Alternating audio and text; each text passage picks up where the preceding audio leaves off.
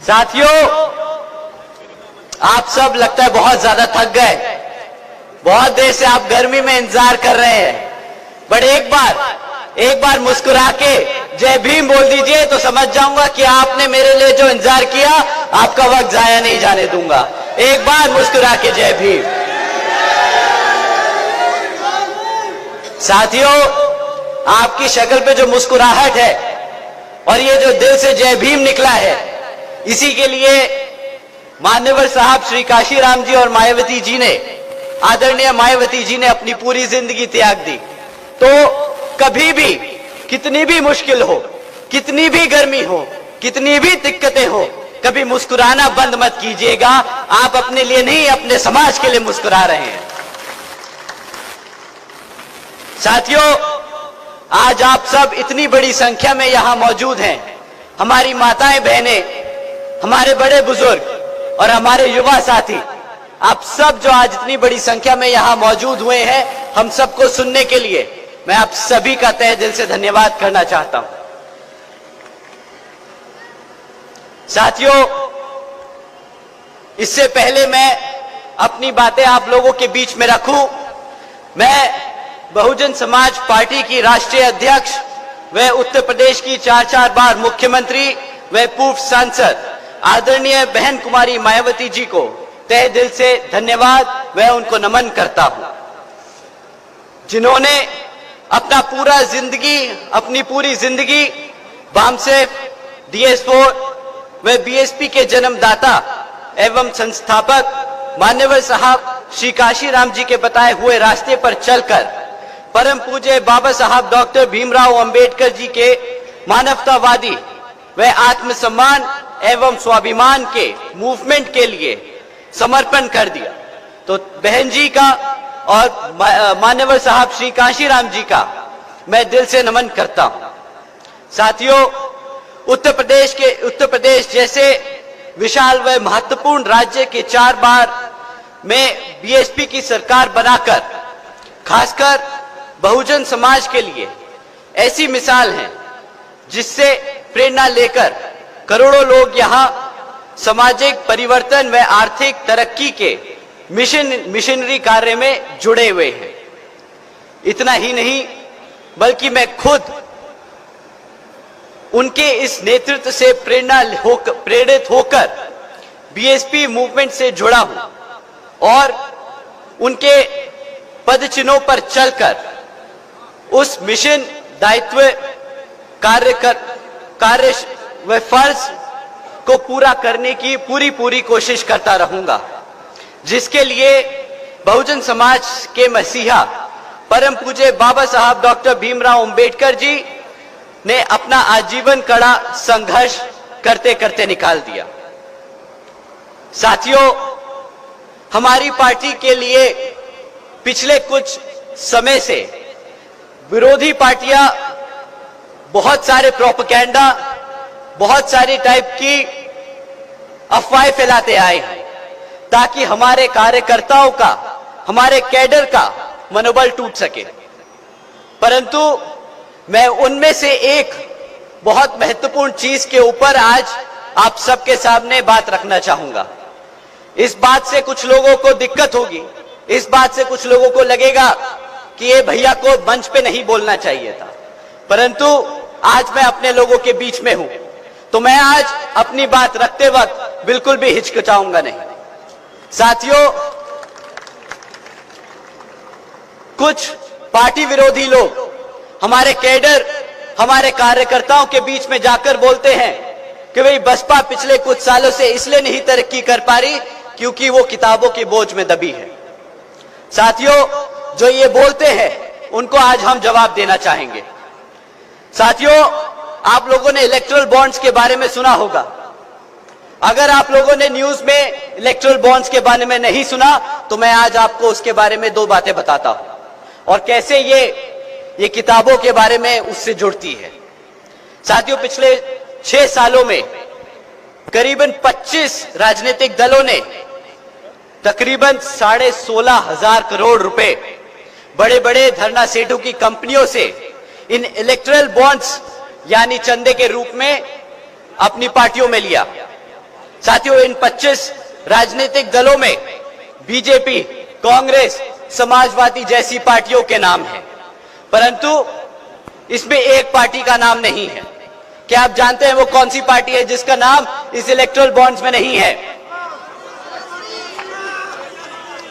साथियों, बीएसपी ने आज तक कभी भी किसी धरना सेठ से पैसा नहीं लिया है, कभी भी नहीं किसी एक धरना सेठ से पैसा लिया है। आप जानते हैं बीएसपी केवल यहां उत्तर प्रदेश में ही नहीं बल्कि पूरे देश में बड़े बड़े पूंजीपतियों से पैसा लेकर नहीं, बल्कि अपने कार्यकर्ता, अपने कैडर, अपने समर्थकों के तन मन और धन से ये अपने इलेक्शन लड़ती आई है और आगे भी लड़ती आएगी। तो साथियों, ये उनको मुंह तोड़ जवाब है, ये उनको सबूत है जो आपसे बोलते हैं कि हाथी का किताबों के बोझ में दब रहा है, वो दो बोझ में नहीं दब रहा। ये पार्टी अपने कार्यकर्ताओं के धन से चलती है। कार्यकर्ता इसको अपना कर्तव्य समझता है कि अगर अपनी मूवमेंट को चलाना है तो वो अपने दिल से धन देता है इस पार्टी को चलाने के लिए। साथियों, बता दो ताली बजाकर अगर ये बात सच है कि नहीं।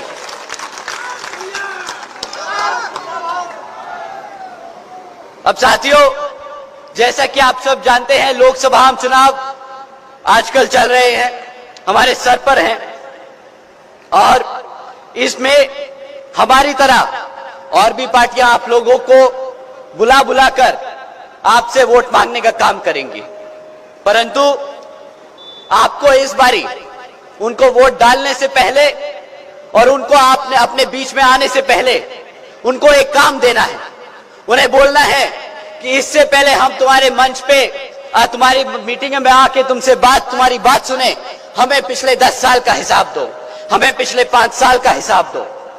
साथियों, कभी भी चुनाव आने वाले 5 साल के वादों पे नहीं, अब आने वाले पिछले 10 साल के रिकॉर्ड पे लड़ा जाना चाहिए।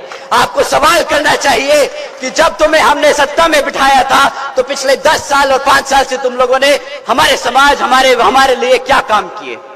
तभी साथियों, बहन जी के ये सख्त आदेश है कि बीएसपी कभी मैनिफेस्टो जारी नहीं करती।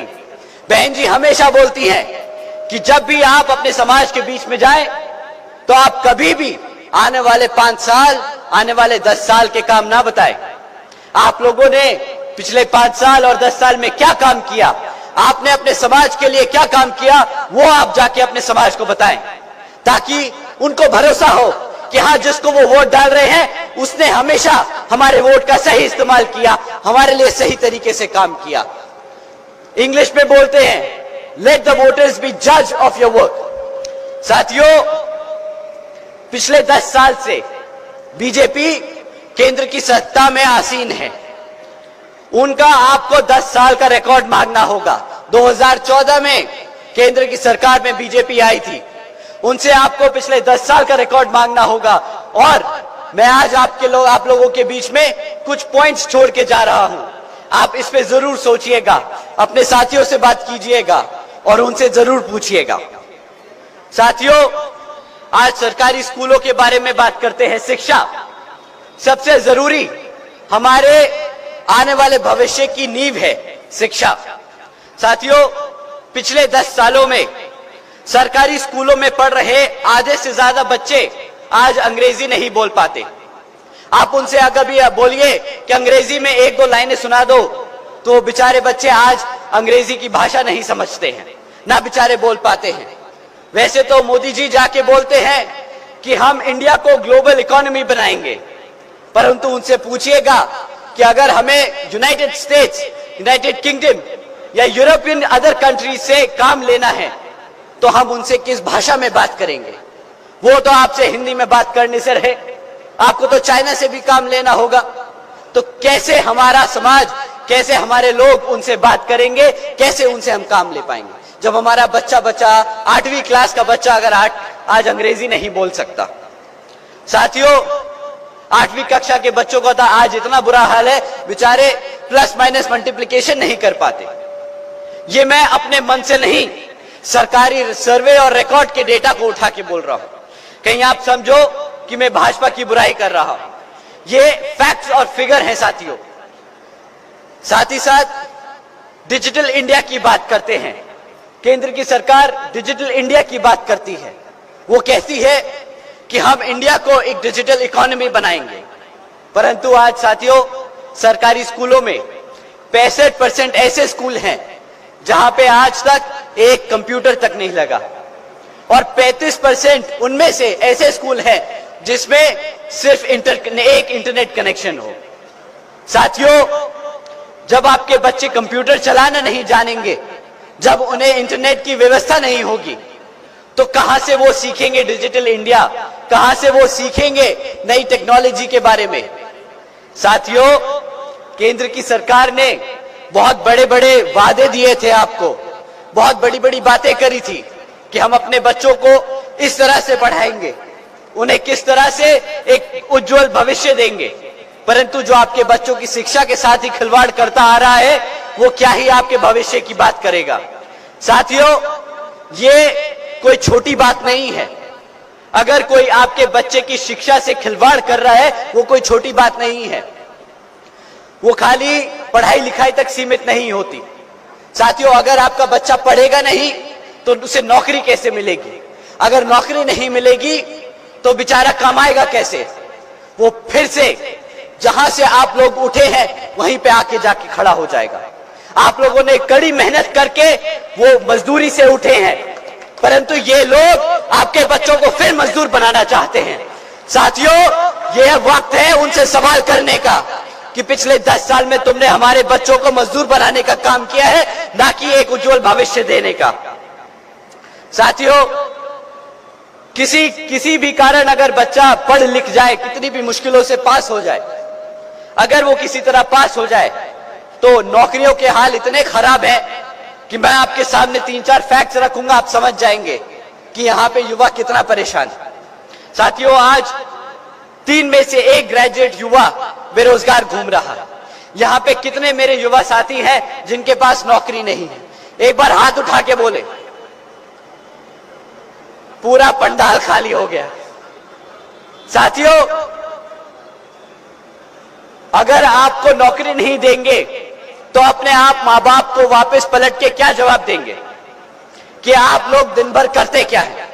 साथियों, अगर आप अपने इतनी पढ़ाई लिखाई कर अपने मां बापों की फाइनेंशियली मदद नहीं कर सकते, तो अब मुझे समझ आता है कि आप लोगों को कितनी तकलीफ होती होगी। साथियों, जहां पे 3 में से 1 ग्रेजुएट रोजगार में है और 3 में से 1 ग्रेजुएट बेरोजगार है, तो जहां पे नौकरियों के अवसर निकलते हैं वहां पे आपको ऐसी खबरें मिलती हैं कि भाई सरकारी नौकरियों में टेस्ट होता है, एंट्रेंस टेस्ट होता है। आप लोगों ने एंट्रेंस टेस्ट दिया, परंतु 4 दिन बाद पता चलता है उस एंट्रेंस टेस्ट का पेपर लीक हो गया था और सरकार ने वो पेपर ही कैंसिल कर दिया। कितनी बार हमारे युवा साथी वहां एंट्रेंस टेस्ट देने जाते हैं और बाद में पता चलता है कि भाई वो एंट्रेंस टेस्ट देना बेकार हो गया। 5-5 हजार नौकरियां निकलती हैं, 70-80 हजार लोग अप्लाई करते हैं, उसके बावजूद भी ये पेपर लीक हो जाते हैं। अगर नौकरी देने का मन नहीं है, सरकार का नौकरी देने का मन नहीं है, तो पेपर लीक करके हमारे बच्चों के साथ ऐसा खिलवाड़ तो ना करे। साथियों, इसके साथ साथ जहां पर नौकरी निकल भी जाए तो वहां पे इतना बुरा हाल है कि अभी एक रिसेंट खबर थी, एक रिसेंट हेडलाइन थी जहां पर था कि 90,000 से ज्यादा पीएचडी स्कॉलर्स, इंजीनियर्स और ग्रेजुएट्स युवा साथियों ने एक क्लास 4 की नौकरी के लिए अप्लाई किया था। कुछ चंद हजार नौकरियां थी जिसके लिए 90,000 ओवर क्वालिफाइड बच्चों ने अप्लाई किया। साथियों, अगर आप लोगों को शिक्षा नहीं मिलेगी, अगर आप लोगों को नौकरियां नहीं मिल पाएंगी, तो इसका क्या इंपैक्ट होगा? हमारे बड़े बुजुर्ग बैठे हैं, वो जानते हैं रिजर्वेशन का मतलब क्या है, उसकी अहमियत क्या है। अगर बच्चों को शिक्षा नहीं मिलेगी तो ना वो कभी नौकरी के लिए अप्लाई कर पाएंगे, और अगर बाय चांस नौकरी के लिए अप्लाई कर भी दिया तो नौकरी होगी नहीं। जब नौकरी होगी नहीं तो रिजर्वेशन कहां से मिलेगा?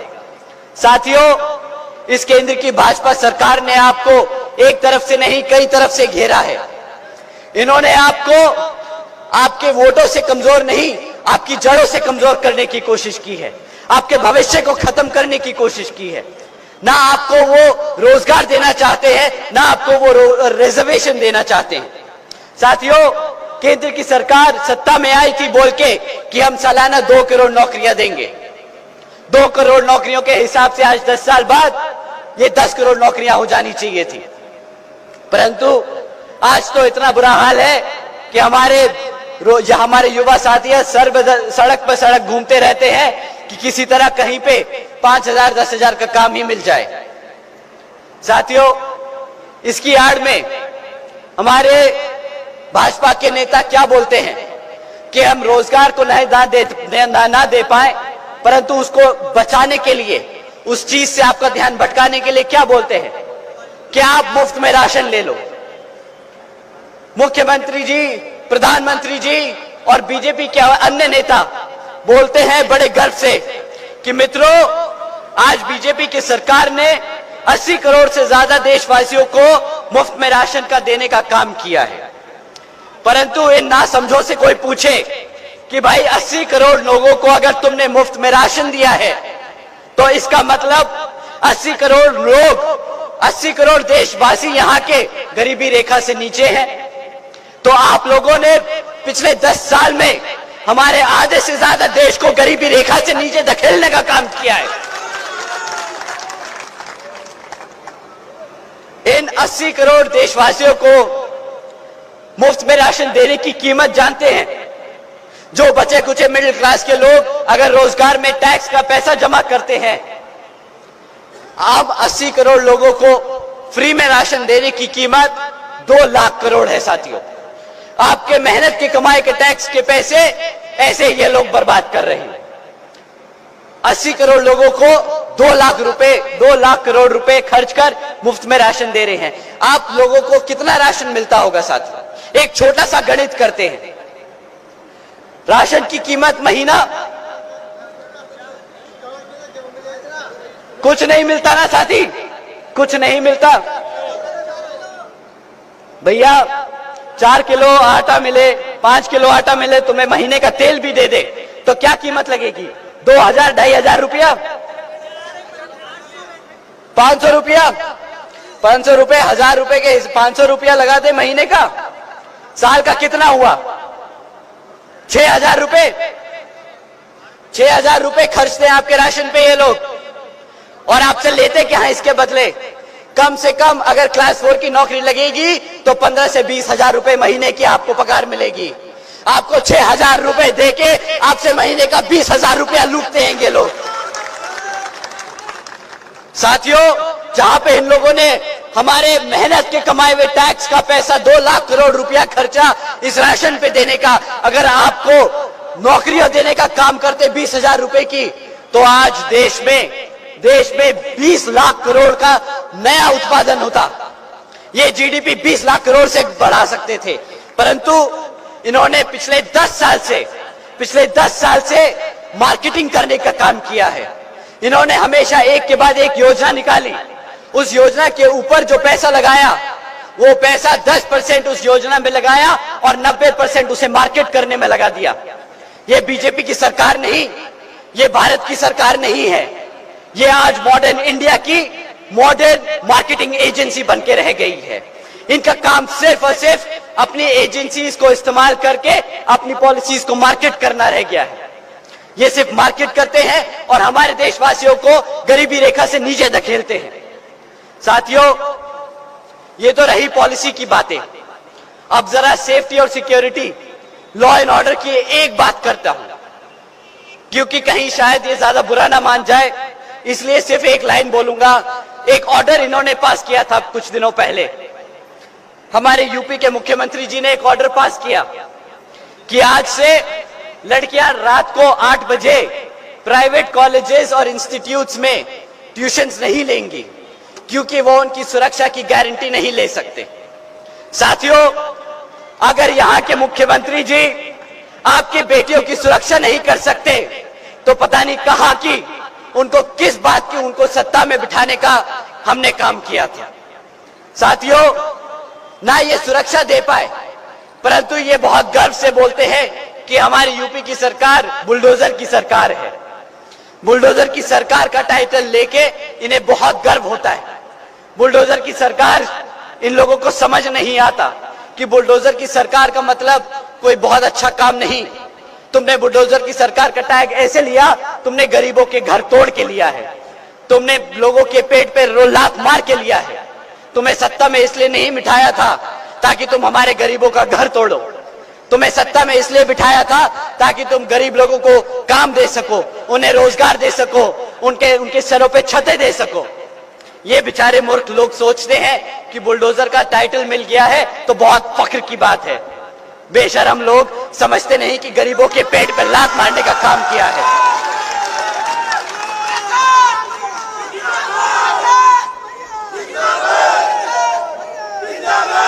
साथियों, आप तक ना ये शिक्षा में सफल हो पाए, ना ये रोजगार दे पाए, ना ये हमारी बहन बेटियों की सुरक्षा दे पाए।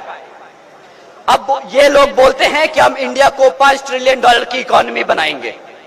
ये सोचते हैं कि बिना रोजगार दिए, बिना जीडीपी बढ़ाए ये इंडिया की $5 ट्रिलियन इकोनॉमी बना लेंगे। परंतु मैं आपके पास फिर से सिर्फ एक फैक्ट छोड़ता हूं जो आप इनसे सवाल करिएगा कि तुम $5 ट्रिलियन की इकोनॉमी की बात करते हो। 2014 में जब बीजेपी की सरकार केंद्र में आई थी तो केंद्र की सरकार पर 58,60,000 करोड़ का कर्जा था। अब 2024 में जब बीजेपी दोबारा से आप लोगों के बीच में आएगी अपना वोट मांगने, तो इस पे 58,60,000 करोड़ का कर्जा बढ़कर इन्होंने इसको 152 लाख करोड़ बना दिया है। तो अगर आपको कर्जा लेकर हमारी भारत की इकोनॉमी को बढ़ाना है तो वो बताइए, और अगर आप इसको कर्जे को लेकर इकोनॉमी बढ़ा सकते हैं तो उसका रास्ता समझाइए। अब ये नहीं चलेगा कि हम आएंगे, आप लोगों के बीच में खड़े होंगे और सिर्फ ये बोलेंगे, अरे मित्रों हम तो फकीर आदमी है, झोला उठाकर चल पड़ेंगे। साथियों, ये तो बीजेपी का हाल है। अब इसके साथ साथ आपके सामने लाल टोपी पहन के भी कुछ लोग आएंगे, हमारे समाजवादी पार्टी के विपक्षी लोग। वो बेचारे ज्यादा कुछ तो कर नहीं पाए अपने 5 साल के शासनकाल में, इसलिए मेरे पास उनके लिए बोलने के लिए ज्यादा कुछ है नहीं।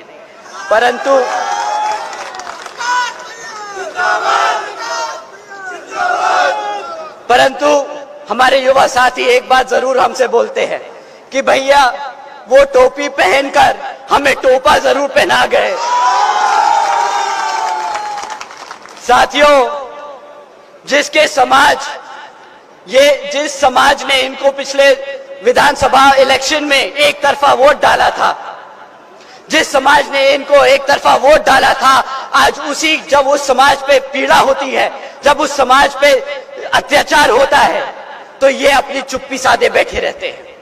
बताइए यहाँ पे मेरे मुसलमान समाज के भाइयों बहनों, जब आप लोगों पे अत्याचार हुआ, क्या इन लोगों ने उठकर आपके अत्याचारों के लिए आवाज उठाई कि नहीं उठाई?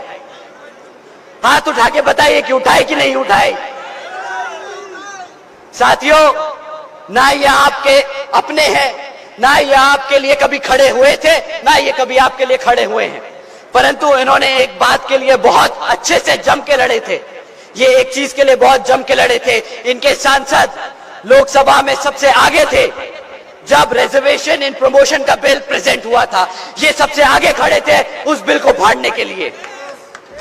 साथियों, ये आपको तरक्की करते हुए देखना नहीं चाहते, ये सिर्फ संडे को क्रिकेट खेलना चाहते हैं। मुख्यमंत्री बनकर बंगलों में बैठकर इनको क्रिकेट खेलने का बहुत शौक है। तो अगर आप लोगों को काम करने वाला नेता चाहिए, क्रिकेट खेलने वाला नहीं, तो एक बारी दोबारा से इनसे सवाल पूछिएगा कि भाई जब 5 साल तुम्हें दिए थे तो तुमने करा ही क्या है? साथियों, अगर इन लोगों की मैं कमियां गिनाता रह जाऊं तो शायद अगला लोकसभा चुनाव आ जाएगा, पर इन लोगों की कमियां खत्म नहीं होगी। परंतु आज मैं आपसे, आपने जो हमें इतना कीमती समय दिया है, हम बहन जी के काम के बारे में बात करेंगे, बहन जी के मॉडल गवर्नेंस मॉडल के बारे में बात करेंगे। उन्होंने अपने 5 साल के शासनकाल में क्या करके दिखाया, हम वो आपके सामने रखेंगे, ताकि आप अपना वोट जब डालें तो सोच समझ के डालें। साथियों, बहन जी के गवर्नेंस मॉडल के तहत चलकर यहाँ बीएसपी की सरकार ने महामाया गरीब बालिका आशीर्वाद योजना के तहत, जहां पर हमारे 3,25,000 बच्चियों को 1-1 लाख रुपए देने का काम किया। साथियों, हमारी बहन जी ने देश में पहली बार बच्ची को पैदा होते ही लखपति बनाने का काम किया था।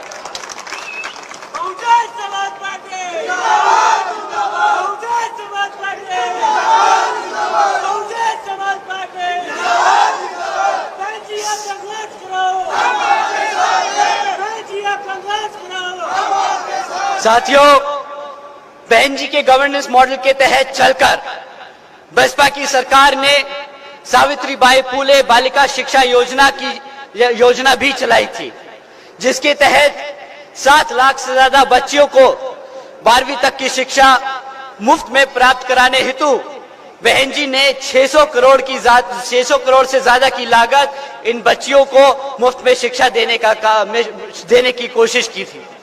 साथियों, बहन जी ने मुफ्त में कभी राशन नहीं बांटा, बहन जी ने हमारे बच्चों के लिए मुफ्त में शिक्षा बांटने का काम किया।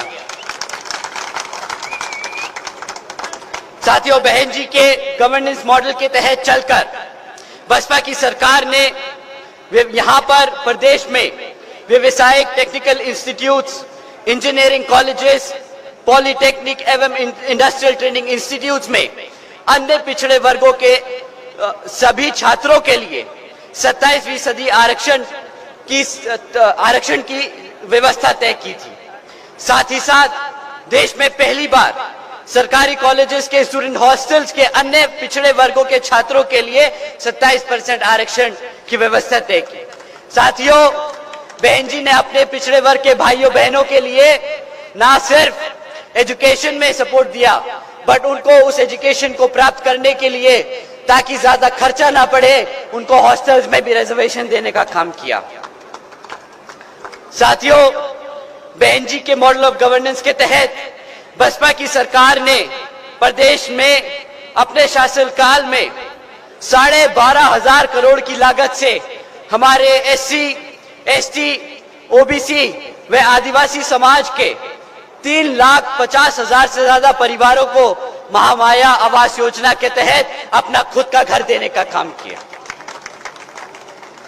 साथियों, बहन जी के मॉडल ऑफ गवर्नेंस के तहत बसपा की सरकार ने सरकारी नौकरियों के साथ साथ देश में पहली बार सरकारी ठेकों में भी आरक्षण की व्यवस्था लागू की थी और सरकारी नौकरियों की भर्ती पे लगी रोक को हटाकर बहुजन समाज के साथ साथ सर्व समाज में से सभी जरूरतमंद लोगों को नौकरी देने का काम किया था। साथियों, बहन जी के मॉडल ऑफ गवर्नेंस के तहत बसपा की सरकार के नेतृत्व में बहन जी ने कृषि एवं संबंधित कार्यों में मिनिमम वेजेस को 55 रुपए से बढ़ाकर 100 रुपए प्रतिदिन करने का काम किया था और अन्य पिछड़े वर्गों की लोगों की क्रीमी लेयर की वार्षिक आय 3 लाख रुपए से बढ़ाकर 5 लाख रुपए कर दी थी। साथ ही साथ बहन जी ने गन्ना खरीदी के दाम भी दुगने कर दिए थे।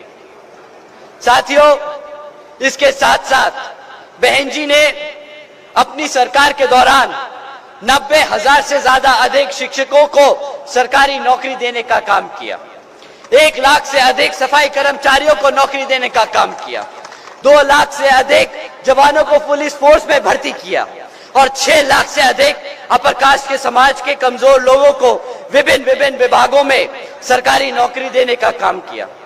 साथियों, बहन जी के मॉडल के द्वारा न सिर्फ शिक्षा मिली, सुरक्षा मिली, नौकरियां मिली, बल्कि हमारे सर्व समाज में से कमजोर भाइयों को, पिछड़े वर्गों को, दबे कुचले समाज के लोगों को इज्जत से सर उठाकर समाज में अपनी बात रखने का मौका मिला। साथियों, इन्हीं जरूरी बातों के साथ साथ अब मैं आप सभी लोगों से मेरी व हमारी आदरणीय बहन कुमारी मायावती जी की भी विशेष अपील है कि इस समय देश में हो रहे लोकसभा आम चुनाव में आप सभी लोग हर मोर्चे पर सावधान रहें। आप लोग अपने वोट को बहुत संभाल कर आने वाले इलेक्शन में सही पार्टी को वोट देने का काम करें। साथियों, मैं आप सभी से ये खास अपील करता हूं कि आने वाले लोकसभा आम चुनाव में यहां जिन भी क्षेत्रों में बीएसपी के लोकसभा के उम्मीदवार चुनाव लड़ रहे हैं, तो उन्हें आप लोग वोटिंग मशीन पर बीएसपी के हाथी वाले चुनाव चिन्ह के सामने वाला बटन दबाकर यहां पर जरूर विजय बनाएं। और इसके लिए मैं मेरे युवा साथियों से सख्त, अब मैं आपको अपना समझ के बोलता हूं, ये आप लोगों से मैं बड़े प्यार से, सख्त तरीके से, आप उसे जैसा भी समझे, बड़े प्यार से मैं बोलता हूं कि आप प्लीज अपने हर एक साथी को, अपने हर एक दोस्त को, अपने हर एक बड़े भाई को, अपने हर एक बड़ी माता बहन को वोटिंग के दिन ले जाकर उनका हाथी के सामने वाला बटन दबाकर यहां पे बीएसपी के प्रत्याशी को जिताने का काम करें। आने वाला समय हमारे युवा साथियों का है, आने वाला समय हमारे बीएसपी का है। तो साथियों, पीछे ना रहना, आने वाले लोकसभा चुनाव में बढ़ चढ़ के हिस्सा लेना और बीएसपी को यहां पर विजयी बनाना। आप सभी से यही अपील करते हुए अपनी बात यही समाप्त करता हूं। जय भीम, जय भारत।